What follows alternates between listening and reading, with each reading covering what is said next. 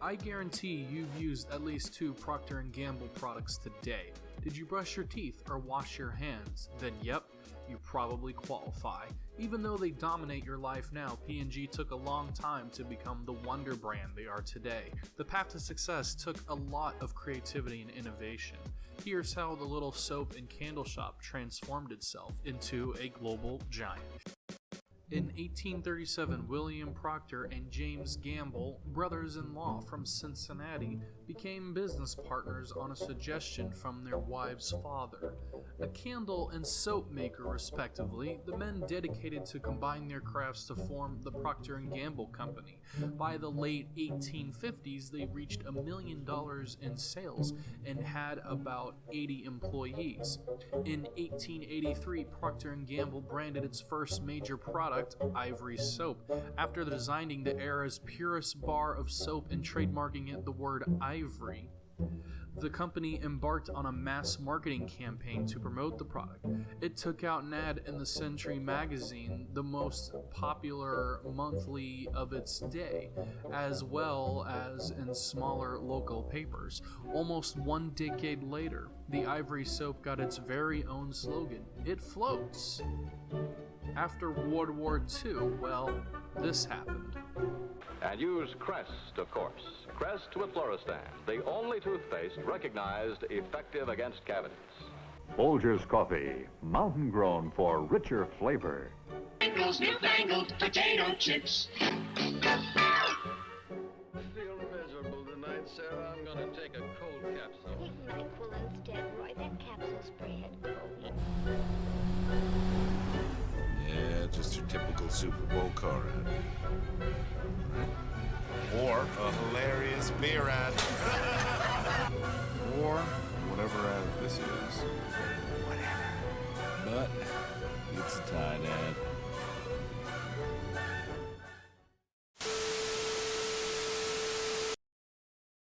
Major move for Procter & Gamble. More than 1,300 P&G employees will move from the Blue Ash campus to Mason as part of the company's Beauty Innovation Center. WLWT News 5's Emily Wood live right now in Blue Ash with more on how this transition affects each city. Emily. Mike, in the simplest way, it's a win for the city of Mason and a loss here in Blue Ash. And even though Blue Ash wants to keep its doors open to P&G dollars, Warren County and the city of Mason is ready for its expansion. All the government entities started working together and came up with a program that was attractive to the employer. So I think it really just kind of came together in the last couple of weeks, although it's been talked about for the last couple of years. Warren County says P&G is investing $350 million into the area and adding 500,000 square feet to its Mason campus.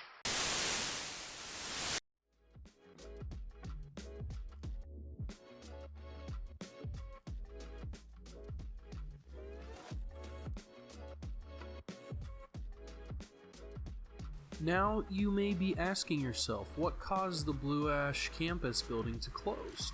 P&G opened the facility in 1972 and expanded on the other side of Reed-Hartman Highway in the 1980s. Combined, the two campuses are 725,000 square feet and covers about 100 acres and 1,000 feet of frontage on Reed-Hartman Highway.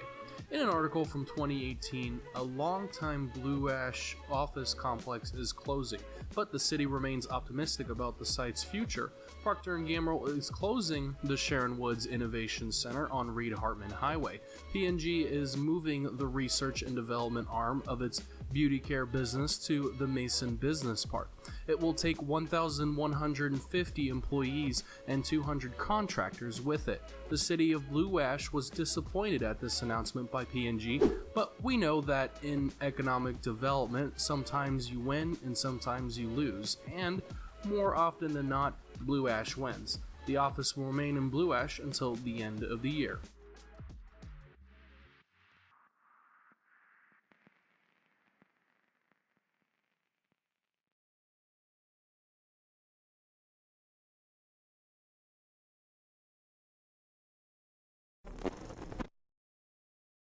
It is not a surprise. There has been communication with the city about likelihood that they are going to consolidate.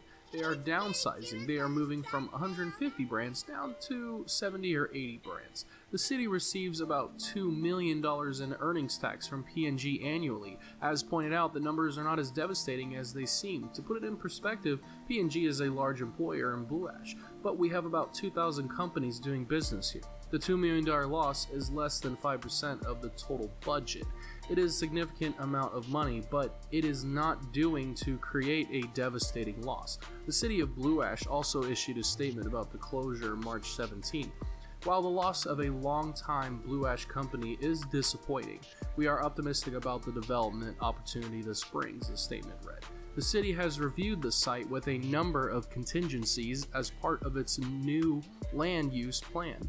The site is in the part of the city designated as Blue Ash North, which is mostly industrial and technological office parks north of Cooper Road. A key component of this plan is to development of the city's aging office and industrial sites, the statement read.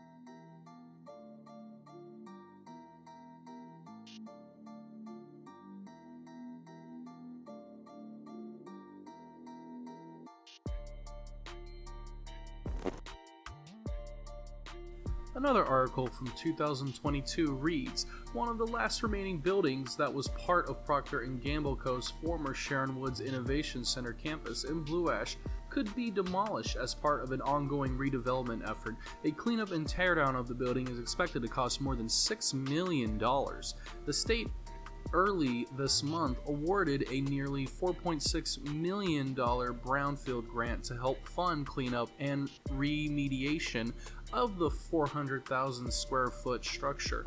Originally constructed by P&G in 1978 as part of a production research and development campus. The building is located on roughly 50 acres on the east side of Reed-Hartman Highway, just south of Interstate 275.